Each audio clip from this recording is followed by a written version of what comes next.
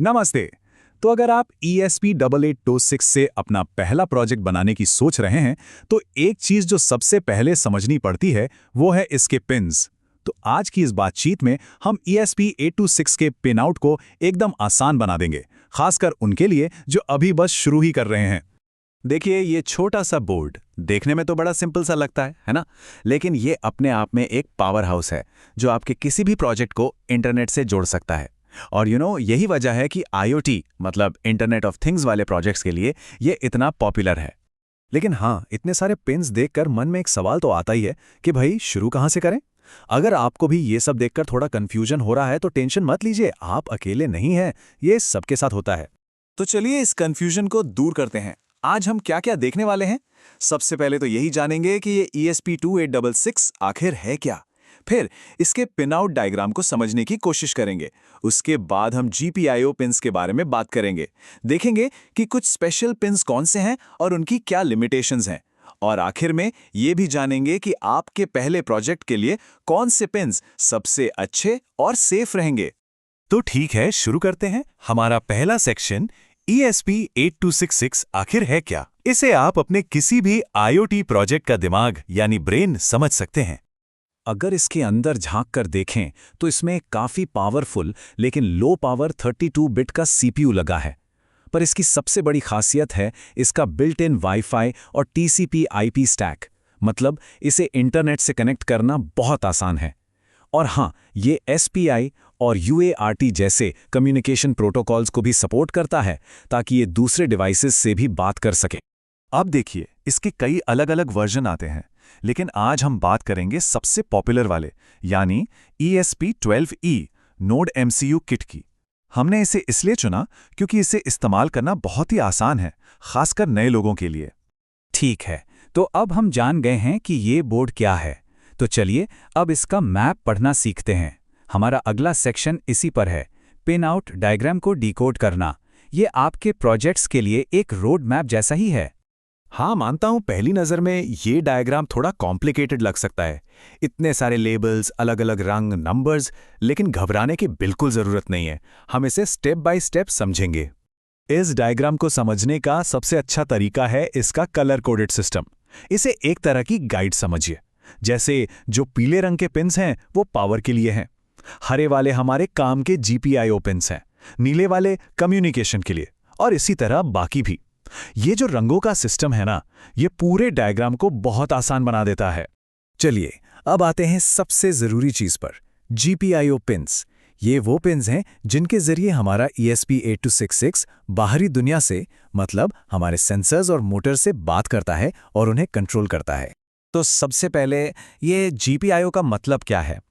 इसका full form है general purpose input slash output. जैसा नाम से ही लग रहा है, ये वो मल्टीपर्पस पिन्स हैं जिनसे आप लगभग सब कुछ जोड़ सकते हैं।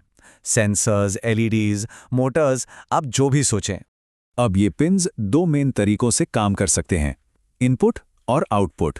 जब कोई पिन इनपुट मोड में होता है तो ESP8266 उससे जानकारी पढ़ता है। सोचिए जैसे वो किसी सेंसर की बात सुन रहा हो। और जब वही पिन आउटपुट मोड में होता है तो वो सिग्नल भेजता है, जैसे किसी LED से कहना कि भाई अब तुम जल जाओ। तो सवाल ये है कि कोड में ये कैसे करते हैं? आर्डिनो IDE के लिए इसके लिए हम पिन मोड फंक्शन का इस्तेमाल करते हैं।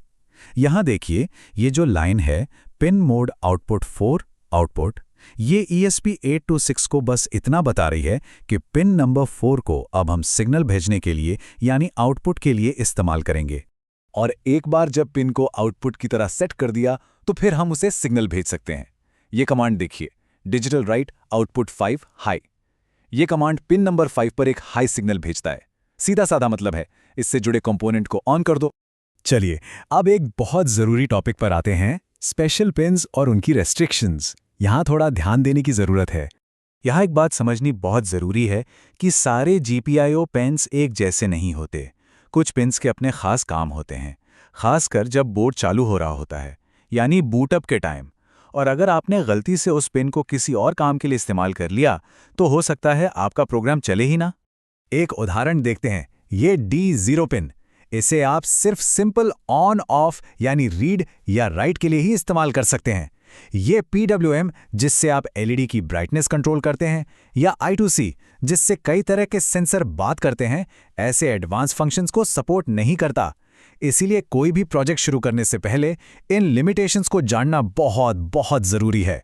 तो इतनी सारी जानकारी के बाद अब आते हैं असली सवाल पर कि भाई फिर हमें कौन से पिन्स इस्तेमाल करने चाहिए।